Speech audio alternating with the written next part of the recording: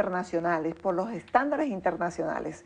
El protocolo de Bogotá, que fue elaborado por expertos de distintos países para medir la tasa de homicidios de acuerdo al índice poblacional, establece que dentro de los homicidios no pueden ser incorporados aquellos que son culposos. Te explico lo que es un homicidio culposo.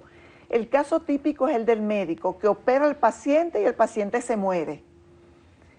Pudiéramos estar en presencia, puede ocurrir que no es un homicidio, pero pudiéramos estar en presencia de un homicidio.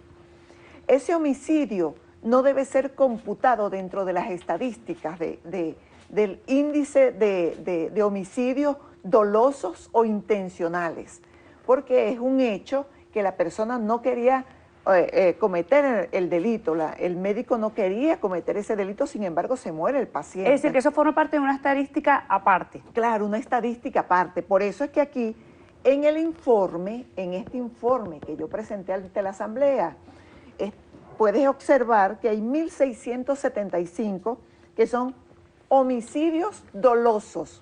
El caso del médico, o una persona va por la calle y lo atropella un carro. El que iba conduciendo el vehículo no quería atropellarlo. Eso es un homicidio doloso. Y estos protocolos internacionales, concretamente el protocolo de Bogotá, establece que tampoco pueden ser incluidos en estos índices los homicidios frustrados. Es decir, cuando se intenta, o sea, tú tienes la intención de matar a una persona, pero no la matas, o sea, se frustró el homicidio. Entonces tampoco tú puedes incluirla porque la persona en definitiva está viva. Entonces la cifra oficial, de acuerdo a los métodos científicos, los estándares internacionales y con la cientificidad de la prueba, son 17.778 homicidios. Eso da una tasa de 58,1 por cada 100.000 habitantes en Venezuela. Ahora, ayer justamente la diputada Delsa Solórzano hablaba que en el informe se hablaba de casi 20.000 homicidios y que usted había hablado de esta cifra de 17.000. ¿Esta diferencia entre los 17.000 y tantos y los 19.000 y tantos son estos homicidios de los que me está hablando? Yo no sé de qué... Ella hablaba de unas incongruencias dentro del informe. Y parte de la incongruencia, ella hablaba de que el informe arrojaba que la tasa de homicidios, los homicidios que ocurrieron durante el 2015 fueron casi de 19.000. No, y que lo que usted anunció eran 17.700 y un poco más. Este informe es perfectamente congruente y coherente, además de fácil lectura. Cualquier persona puede perfectamente leerlo y entenderlo. Una persona con mediana capacidad es capaz de entender este informe, de inmediatamente saber qué es lo que se quiere decir con cada una de las explicaciones que se da. Cualquier elucubración o especulación como esa que tú me estás señalando, indudablemente que hay una mala intención. Distorsionar la información para desinformar al país. Al país hay que mantenerlo informado, pero con la verdad.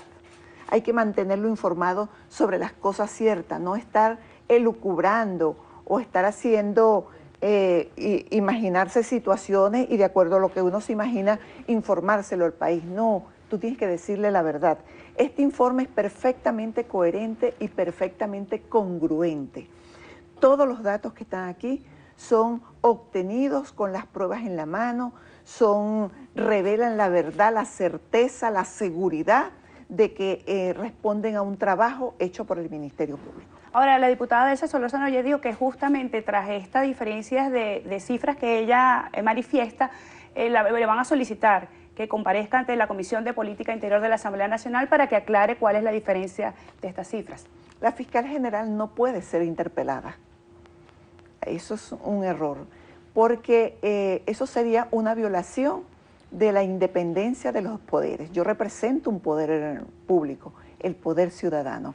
El artículo 136 constitucional dice que el poder se divide en ejecutivo, legislativo, judicial, ciudadano y electoral, y todos están en igualdad de condiciones.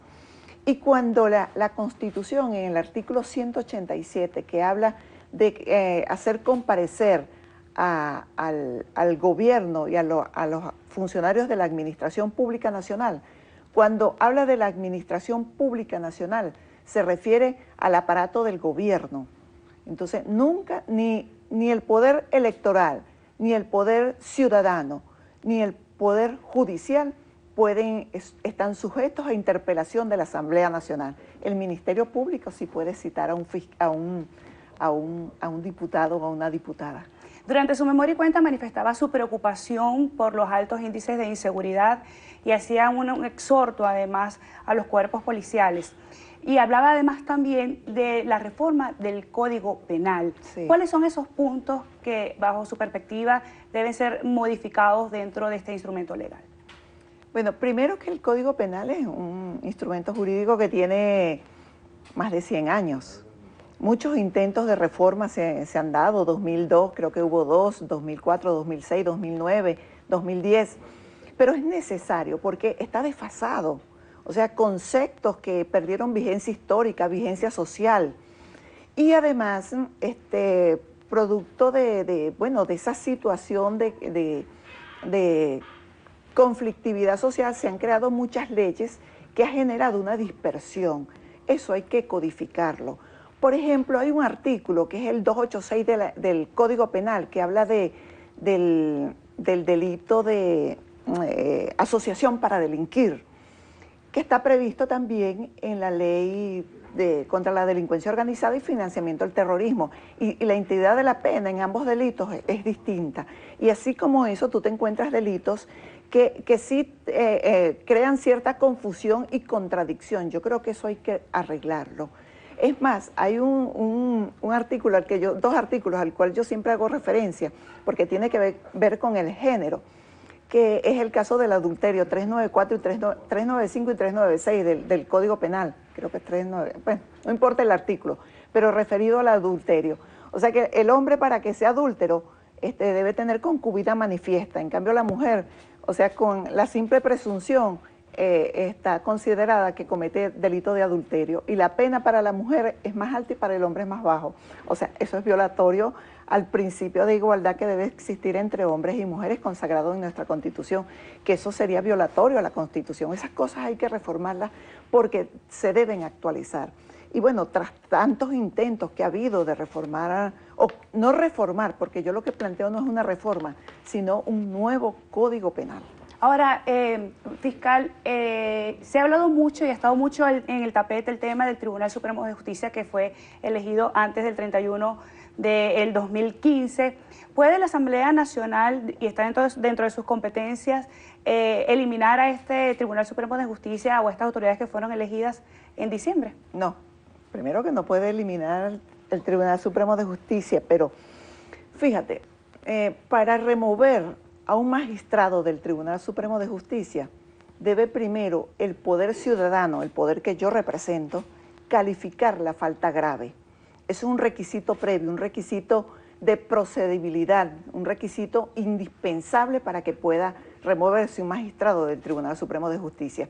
Si el poder ciudadano no califica la falta grave, no podrá ser removido. Es decir, que la única manera que la Asamblea pueda actuar es que el poder ciudadano primero pueda evidenciar. Sí, calificar la falta grave, exactamente, determinar que hay una causa para poderlo remover de su cargo. Porque eso sería vulnerar el Estado de Derecho, porque entonces la fiscal general cambiaría a los miembros del Poder Electoral y los magistrados destituirían a los asambleístas. O sea, tiene que haber un orden, hay que respetar lo que establece la Constitución, hay que respetar lo que dicen las leyes, y para eso hay un procedimiento. Si hubo irregularidades o no las hubo, será el Poder Ciudadano, a través de un procedimiento establecido en la Ley Orgánica del Poder Ciudadano, quien le corresponderá resolver eso. Uno de los puntos que trató en la memoria y cuenta fue el tema de la ley de desarme, pero esto lo vamos a conversar luego de la pausa. Conversamos con la fiscal general de la República, Luisa Ortega.